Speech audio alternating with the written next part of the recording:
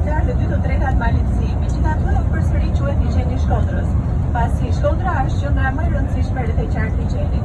Është liçeni më i madh në Ballkan, 346 km2, është thellësia maksimale shkon deri në 44 metra, ka mbi 50 lloje të ndryshme peshqish dhe njihet për krapin, ëh? Lavën e krapit e kemi provuar të gjithë, sidomos e gatuajnë shumë mirë në